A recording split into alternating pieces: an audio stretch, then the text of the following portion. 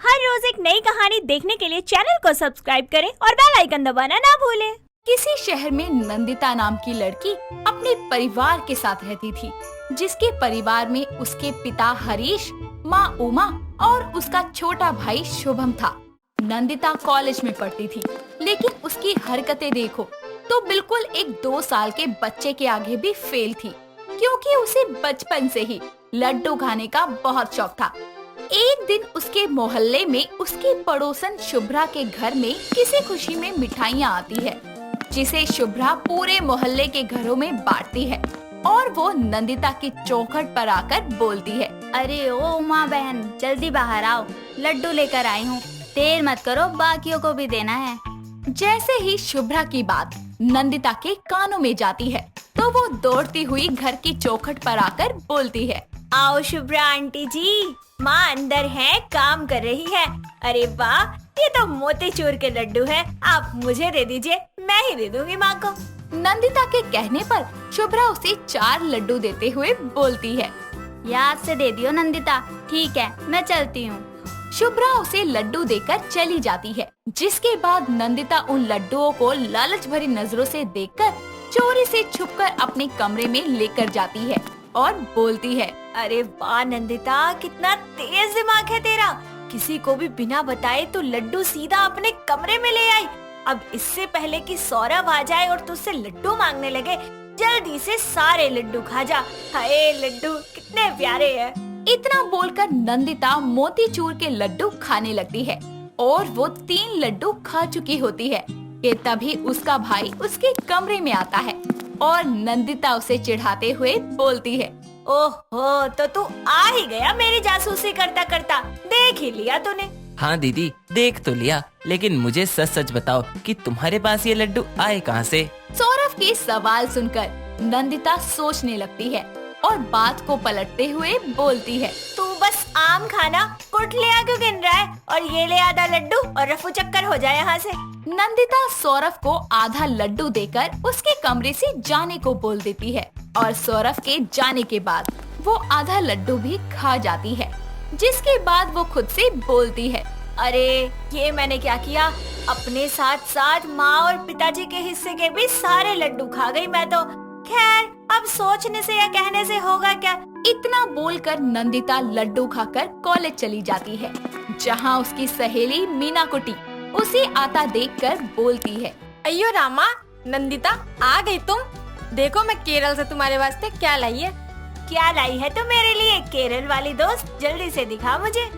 नंदिता के कहने पर उसकी सहेली मीना कुटी उसे टिफिन खोलकर अपनी माँ के हाथ के बने नारियल के लड्डू दिखाती है, जिसे देखकर नंदिता बोलती है, अरे ये क्या है मेरी मीना? नंदिता, ये ना नारियल के बने हुए लड्डू है, जो मैं खास तुम्हारे वास्ते केरल से लाई हूँ, खाओ ना। लड्डू की बचपन से ही नंदिता बहुत शौकीन थी। वो टिफिन से एक लड्डू निकालकर खाने लगती है, जिसके बाद वो मीना को बोलती है, अरे वाह मीना, क्या लड्डू है, इसे खाते ही मेरा दिल तो बाग बाग हो गया। इतना अच्छा स्वाद आज से पहले मैंने कभी चखा ही नहीं, और तुझे तो पता है ना कि मैं लड्डू की कितनी ज्यादा शौकीन हूँ। थैंक यू यार। मैं जानती थी नंदिता कि तुझे ये नारियल के बने लड्डू बहुत ही ज्यादा अच्छे लगेंगे, और मेरी अम्मा ये लड्डू बनाती ही अच्छा है। और रही बात इसके अच्छे टेस्ट की, तो अम्मा इसके इस अच्छे टेस्ट के लिए इसमें काजू, बादाम, मिल्क, बहुत कुछ डालकर इसे बनाती है, इसलिए ये इतना टेस्टी है। हाँ मीना, सच में यार, वाकई बड़ा टेस्टी लड्डू है, जल्दी से एक और दे दे मुझे। नंदिता की बात सुनकर मीना हंसते हुए उसे बोलती है, अयो नंदू, मैं ये सारे नारियल के लड्डू सिर्फ तुम्हारे वास्ते ही लाई हूँ। तुम ये टिफिन घर ले जाओ, जब ये लड्डू खत्म हो जाए तो मुझे मेरा टिफिन वापस दे देना। क्या सच में मीना, ये सारे लड्डू मेरे लिए हैं? मुझे तो यकीन ही नहीं हो रहा। Thank you. इस तरह मीना के दिए हुए लड्डू को नंदिता कॉलेज की क्लास खत्म होने के बाद अपने बैग में रखकर घर ले जाती है, जहां अपने कमरे में जाकर नंदिता उन लड्डुओं को अपने कबर्ड के कपड़ों के नीचे छुपा देती है और बोलती है, इस बार ना तो सौरभ मेरी जासूसी कर पाएगा और ना ही नारियल के लड्डू को ढूंढ पाएगा, और मैं रोज रोज खाऊंगी। इस तरह नंदिता उन नारियल के लड्डुओं को कबर्ड में छिपाकर रख देती है और तभी उसकी माँ उमा उसे आवाज लगाती है। ओ नंदिता, बाहर आ, क्या कर रही है कमरे में? आजा जल्दी, खाना खा ले। तभी नंदिता जल्दबाजी में कमरे से निकलते हुए बाहर आते हुए बोलती है। आ गई माँ, बोलो क्या हुआ? क्या हो गया है का क्या मतलब है? तुझे भूख नहीं लगी क्या? जल्दी से खाना खा ले। अपनी माँ की जबरदस्ती के कारण लड्डू खाने वाली नंदिता ना चाहते हुए भी जबरदस्ती खाना खाती है और डाइनिंग टेबल पर बैठे हुए भी उसका सारा ध्यान और टेस्ट केवल उन नारियल के बने लड्डू पर होता है और इस कारण वो आधा अधूरा खाना खाकर उठ जाती है, जिसके बाद उसकी माँ बोलती है। क्यों रे नंदिता, तुझे सिर्फ आधी रोटी की भूख थी? सॉरी माँ, मुझे भूख कम थी इसलिए। इतना बोलकर नंदिता अपने कमरे में जाकर दरवाजा बंद कर लेती है और कबर्ड से नारियल के लड्डुओं को निकालकर टिफिन में से एक नारियल का लड्डू खाने लगती है और बोलती है। अरे यार, ये लड्डू तो इतने ज्यादा टेस्टी है कि एक खाकर तो मेरा कुछ बनता ही नहीं है। दिल करता है सारे खा जाऊं, लेकिन फिर ये जल्दी से खत्म हो जाएंगे। खैर, बात की बाद में सोचेंगे, अभी तो मैं जी भर के खाऊंगी। इतना बोलकर नंदिता और नारियल के लड्डू खाते हुए बोलती है। यार, ये नारियल के लड्डू जितने टेस्टी है ना, उतना ही पसंद मुझे इसका सफेद रंग भी आ रहा है। ऐसा लग रहा है जैसे संगमरमर हो। इतना बोलकर नंदिता लड्डू खाकर उन्हें कबर्ड में रख देती है और सो जाती है। कुछ देर बाद सुबह होती है और नंदिता उठकर सबसे पहले अपने लड्डू चेक करती है और जिसके बाद वो फ्रेश होकर आती है और नाश्ता किए बिना ही बस लड्डू खाकर वो कॉलेज के लिए निकल जाती है। इस तरह वक्त बीतता है। नंदिता डेली थोड़ा सा नाश्ता करके ही अपना लड्डू से ही पेट भरा करती और कॉलेज जाया करती, जहाँ मीना उसे बोलती है। अयो नंदिता, तुम आज मेरा टिफिन लाई हो कि नहीं? अरे, कल या परसों जब टिफिन खाली हो जाएगा ना तो ले आऊंगी। नंदिता की बात को सुनकर मीना उसे बोलती है। क्यों, लड्डू खत्म हो गए क्या जी? हाँ हाँ, कल तक खत्म हो जाएंगे। तुम इतने सारे लड्डू इतनी जल्दी खा गई? अरे यार, वो इतने टेस्टी है कि एक खा के मेरा कुछ होता ही नहीं है। जब भी खाने के लिए एक उठाती हूँ, 2-4 और खा जाती हूँ, इसलिए कल तक खत्म हो जाएंगे। अरे तुम उसे जल्दी खाओ या धीरे, मुझे कोई प्रॉब्लम नहीं। बात बस इतनी है कि वो लड्डू तुम्हें यहाँ नहीं मिलेंगे। वो मैं और मेरी अम्मा केरल से बना के लाए थे, क्योंकि केरल में नारियल के पेड़ बहुत ही ज्यादा होते हैं और वहाँ नारियल भी सस्ते होते हैं, समझी? हाँ, लेकिन उसे हम अपने घर में भी तो बना सकते हैं। बना तो सकते हैं, लेकिन हर कोई उसे अच्छे टेस्ट के साथ नहीं बना सकता। अरे कोई बात नहीं, अभी तो मेरे पास खाने के लिए है, मैं तो आगे की सोच रही थी। इतना बोलकर वो दोनों कॉलेज की क्लास में पढ़ाई करने जाते हैं और कुछ ही देर में क्लास खत्म हो जाती है, जिसके बाद नंदिता अपने घर जाती है, जहाँ वो अपने कमरे में जाकर नारियल के लड्डू चेक करती है और फिर अपने टिफिन को देखकर चौंक जाती है और बोलती है। माँ, जल्दी आओ यहाँ। कहाँ हो आप? क्यों चिल्ला रही है इतना? क्या हुआ, बोल अब। माँ, मेरे कबर्ड में इस टिफिन के अंदर नारियल के लड्डू रखे हुए थे, वो यहाँ पर नहीं है। और सौरभ कहाँ पर है? यहीं कहीं होगा। नंदिता को सौरभ पर शक हो जाता है, जिसके बाद वो गुस्से में आग बबूला होकर सौरभ का इंतजार करती है। थोड़ी ही देर में शाम होती है और सौरभ घर आता है। उसके आते ही नंदिता उसे गुस्से में जोरदार थप्पड़ जड़ देती है और बोलती है। तेरी हिम्मत कैसे हुई? जब मैं नहीं थी तो छुपके से मेरे कमरे में गया और तू लड्डू खा गया, चोर कहीं का। दीदी, ज्यादा गुस्सा मत दिलाओ मुझे। अगर मैंने आज आपके नारियल के लड्डू खा लिए तो मैं चोर हो गया, और उस दिन जब आंटी के दिए लड्डू आपने हमसे छुपकर खाए थे, वो क्या? माँ, इसे समझा लो। वो मेरी सहेली मीना कुटी ने केरल से लाकर दिए थे लड्डू मुझे, और ये खा गया। अब मैं क्या खाऊंगी? अरे पगली, रो मत, मैं तेरे लिए वो लड्डू वैसे ही बना दूंगी। उमा अपनी बेटी को समझाकर नारियल के लड्डू का सामान मंगवाकर उसके लिए लड्डू बनाती है और देखते ही देखते वो बहुत सारे लड्डू बना देती है और नंदिता उसे टेस्ट करके बोलती है। वाओ माँ, आपने तो बिल्कुल मीना की माँ की तरह टेस्टी लड्डू बनाए हैं। Thank you. ले, बना दिए मैंने तेरे लड्डू, और अब तू इन्हें 6 महीने भी खाएगी ना तो भी कम नहीं पड़ेंगे। पर आज के बाद सौरभ पे हाथ मत उठाइयो। ओके ओके, समझ गई। और इस तरह लड्डू की शौकीन नंदिता को अपनी माँ के हाथ से बनाए ढेर सारे लड्डू मिल जाते हैं और जिसके बाद वो अपने भाई सौरभ से माफी मांगती है और फिर सब खुशी खुशी रहने लगते हैं। नेहा एक पढ़ी लिखी, समझदार और एम्बिशियस लड़की थी। वो एक आर्किटेक्ट बनना चाहती थी, जिसके लिए वो खूब मेहनत करती थी। अचानक उसके माता पिता की एक कार एक्सीडेंट में मौत हो जाती है, जिसके कारण वो बहुत डिप्रेस रहने लगती है। उसके सपनों के पंख तो मानो टूट के बिखर जाते हैं। कुछ दिनों बाद उसके भैया मयंक को यूएसए से जॉब का ऑफर आता है। वो अपनी बीवी से शाम को बात करता है। अरे आशा, मुझे तुमसे एक बात कहनी है। जी कहिए, क्या बात है? मुझे यूएसए से ऑफर लेटर मिला है। 1 महीने बाद हम यूएसए शिफ्ट होने वाले हैं। पर क्या? पर मुझे नेहा की बहुत फिक्र होती है। हाँ, सही कह रहे हैं। माँ बाबूजी के जाने के बाद से ही वो बहुत उदास रहने लगी हैं।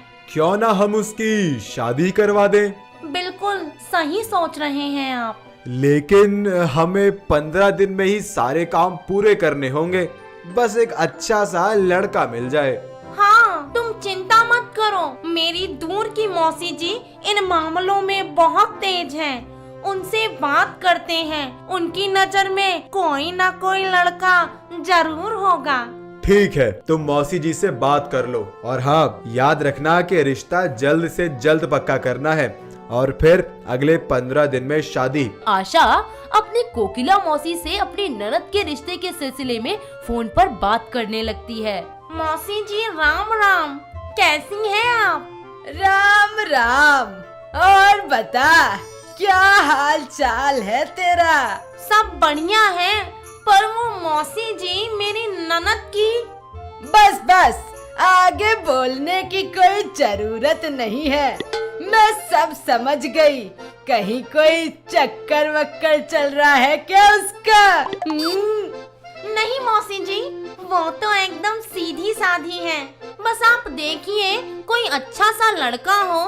15 दिन में मुझे मेरी ननद की शादी करवानी है। हथेली पे सरसों जगाने की बात करती हो। खैर, मेरी नजर में एक सीधा साधा मेहनती लड़का रौनक है। उसके माँ बाप भी नहीं है। मोटर मैकेनिक का काम करता है। घर बार भी बहुत अच्छा है। बस एक कमी है, लड़का अनपढ़ है। और तुम्हारी ननद ठहरी हाई फाई पढ़ी लिखी। अरे क्या मंजूर होगा उसे ये रिश्ता? उसकी चिंता आप मत करिए। आप तो ये रिश्ता बस पक्का समझिए। बस मयंक जी मान जाए इस रिश्ते को। मौसी जी से बात कर आशा फोन कट कर देती है। शाम को जब उसका पति मयंक घर लौटता है तो वो रौनक के बारे में उसे बताती है और उसे इस रिश्ते के लिए मना लेती है। फिर क्या, दोनों इस रिश्ते के बारे में बात करने के लिए नेहा के कमरे में जाते हैं। अरे चुटकी, किताबों में ही उलझी रहोगी या फिर अपने भाई से भी कुछ बात करोगी? अरे भैया भाभी, आप आइए बैठिए। सुनो नेहा, हमने एक लड़का पसंद किया है तुम्हारे लिए। क्या? पर मुझे तो अभी पढ़ाई करनी है। देखो छुटकी, मुझे अगले महीने विदेश शिफ्ट होना है और उससे पहले हर हाल में मुझे तुम्हारी शादी करवानी ही करवानी है। पर भैया, पर क्या तू चाहती है कि सब हमको ताने मारे? अरे क्यों हम पर कलंक लगाएंगी? चुपचाप से रिश्ते के लिए हाँ बोल दे। बहन, मैं तेरे आगे हाथ जोड़ता हूँ, कुछ तो ख्याल कर। अब घर की इज्जत सिर्फ तेरे हाथ में है। ठीक है, अगर ऐसा है तो जिससे बोलोगे उससे शादी कर लूंगी। अगर आज मम्मी पापा होते तो मेरे सपने ऐसे ना टूटते। और कुछ दिनों बाद ही उसकी शादी रौनक से हो जाती है। उसके भैया भाभी विदेश में शिफ्ट हो जाते हैं। वही समय बीतता जाता है, पर नेहा को अपने पति से प्यार नहीं होता। वो उससे हमेशा नाराज ही रहती है। वहीं उसका पति उसे मनाने के लिए आए दिन कुछ ना कुछ करता ही रहता है। ऐसे ही एक शाम। अरे नेहा जी, कहाँ हैं आप? अजय, क्यों चिल्ला रहे हैं? दिखाई नहीं देता काम कर रही हूँ। अरे सारे काम छोड़कर आप मेरे पास आइए। एक सरप्राइज है आपके लिए। क्या है? और ये पीछे क्या छुपा रहे हैं आप? ये देखिए कितनी प्यारी चूड़ियां लाया हूँ मैं आपके लिए, आपके हाथों में बहुत खूब जचेंगी। और हाँ, ये सोने का कंगन भी तो है। बताइए कैसा लगा आपको? मुझसे दूर रहा करो, समझे तुम? मुझे नहीं अच्छा लगता ये सब। आए बड़े। अरे मैं परेशान हो गया हूँ तुम्हें ऐसे देखकर। आज मैं जान कर ही रहूंगा कि क्या बात है। क्यों करती हो तुम ऐसा? मैं पसंद नहीं हूँ क्या तुम्हें? आपको क्या बताऊं? भैया भाभी ने विदेश जाने के चक्कर में मेरी इतनी जल्दी शादी करवा दी। मेरे सपनों के पंख उतर दिए। मुझे तो आर्किटेक्ट बनना था ना। बस इतनी सी बात के लिए रोती हो? अब से तुम अपने सपनों के लिए पढ़ना शुरू कर दो और घर के सारे कामों का जिम्मा मेरा। रौनक की बात नेहा के दिल को छू जाती है। फिर क्या, वो दिन रात मेहनत कर आर्किटेक्ट बनने के सपने की तरफ बढ़ने लगती है। ऐसे ही एक दिन रौनक घर पर दलिया बना रहा होता है और नेहा पढ़ रही होती है। तभी दरवाजे की घंटी बजती है। लगता है दरवाजे पर कोई है। अरे मोहतरमा, आप चुपचाप से बैठकर पढ़ाई कीजिए। एग्जाम्स आने वाले हैं आपके। दरवाजा मैं खोल देता हूँ। मैं खामा किस्मत पे रोया करती थी। देखो तो कितना अच्छा पति मिला है मुझे। अरे कहाँ खो गई? पढ़ाई पे ध्यान दीजिए आप। अभी आया मैं। अरे मौसी जी, आप आइए आइए। कैसे आना हुआ? हाय भगवान, ये तेरी कैसी हालत कर रखी है। हाथ में कलछुल, लगता है उस महारानी को ज्यादा ही घमंड है। अभी बताती हूँ इसे। अरे ऐसा कुछ भी नहीं है मौसी जी, आप अंदर आइए। वो तो मैं आ ही जाऊंगी, पर तुझसे ये उम्मीद नहीं थी। जोरू का गुलाम हो गया है। अरे मौसी जी, आप? प्रणाम प्रणाम, कैसी हैं आप? मैं तो ठीक हूँ। अरे नास पीटी, तुझे शर्म नहीं आती? तेरे सही सलामत होते हुए मेरा रौनक काम कर रहा है। मैं तो अब एक पल नहीं रुक सकती इस घर में। अरे मेरी प्यारी मौसी जी, ऐसा कुछ भी नहीं है। आप एक बात बताएं, क्या घर के काम का ठेका सिर्फ महिलाओं का है? हमारी कोई जिम्मेदारी नहीं है क्या? मौसी जी ऐसे गुस्सा मत कीजिए, वो मेरे एग्जाम है और ये तो मेरा साथ दे रहे हैं। प्लीज आप शांत हो जाइए, नाराज मत होइए। मैं अभी आपके लिए गर्मा गर्म चाय नाश्ता बना कर लाती हूँ। अरे तू तो चुपचाप बैठ। तुम नक चढ़ी लड़कियों के नखरे मैं खूब जानती हूँ, पर अपने लाल की वजह से रुक जाती हूँ। वैसे कुछ चटपटा सा बना लाना। वो मैं बना देता हूँ मौसी जी, देखिएगा कैसा स्वाद आता है। और तब तक मेरी प्यारी बीवी, आप दूसरे कमरे में जाकर एग्जाम की तैयारी कीजिए। वाह रे वाह, क्या लीला है तेरी। मैं तो कहती हूँ हर लड़के को तेरी तरह ही होना चाहिए। चाय नाश्ता करने के बाद कोकिला अपने घर चली जाती है। दिन बीतते जाते हैं। रौनक और नेहा की मेहनत रंग लाती है। नेहा अव्वल नंबर से परीक्षा पास कर काबिल नामी आर्किटेक्ट बन जाती है। इस तरह ताने देने वालों के मुंह पर भी तमाचा लग जाता है। वहीं नेहा और रौनक खुशी खुशी रहने लगते हैं। दोस्तों, अगर आपको ये कहानी पसंद आई तो इसे लाइक करें, शेयर करें और कमेंट करके बताएं कि कहानी में आपको सबसे अच्छा क्या लगा।